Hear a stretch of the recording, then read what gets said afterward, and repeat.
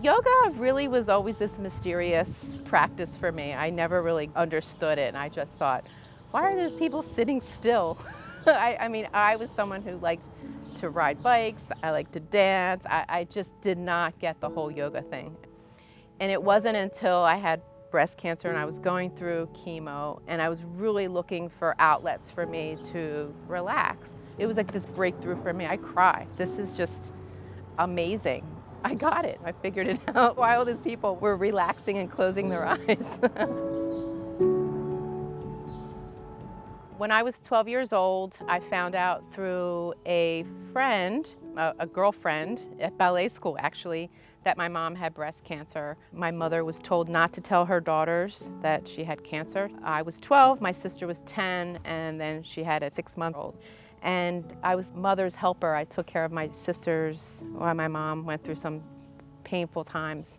I thought that she was going to die, really. It was at 12, I mean, I didn't even know what cancer was, really. It's just I saw my mom in bed a lot, but I didn't come to terms with it until later on, how it must have been to have 3 young children and deal with that. I mean, she always put on a good face. She was always trying to comfort us, even though she was in pain.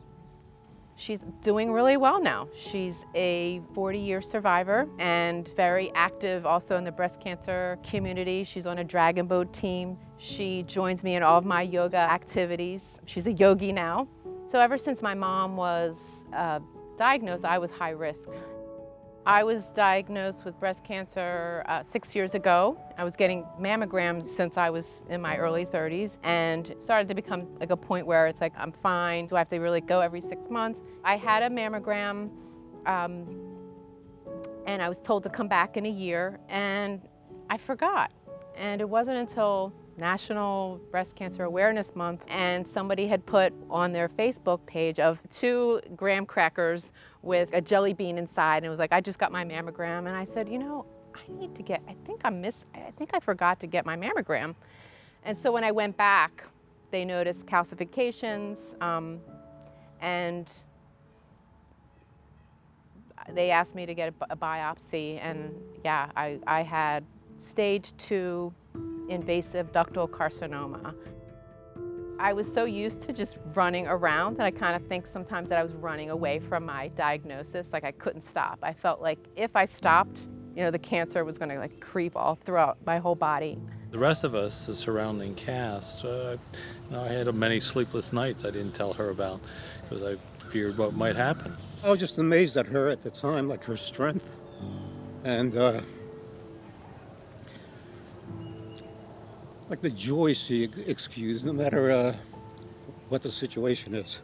I was there maybe to hold her hand, but she was like, make me feel better about the whole situation. After that was over, she started getting into teaching yoga. My health is better than ever today. I think once death has been kind of on the table, maybe, you kind of look at life a little differently.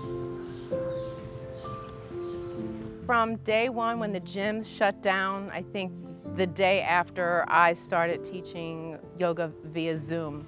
A friend of mine works at Arboretum in Germantown area, Philadelphia, and she suggested that I teach yoga at their Arboretum. So when she told me she was coming to Arbory, I was like, I'll be there.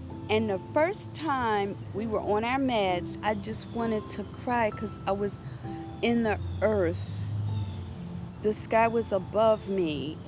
I could feel the warmth of the sun. You could hear the birds. You could hear the bees. You saw the bugs. I didn't imagine I would ever take yoga. It wasn't, but Megan had such a nice touch. I enjoy the sensation, the feel, the calmness of it. And I've been in yoga classes where it's really serious and kind of competitive. Her classes are not like that at all. In fact, some people don't like it because of that. They think it's supposed to be... She keeps it down to earth. You may lift your foot off of the floor. Remember, it's not a contest. Some people think they're not skinny or they're not quiet enough or flexible. I want to be inclusive for everyone. She wants you to participate and be involved, and then she also understands the health aspect of yoga.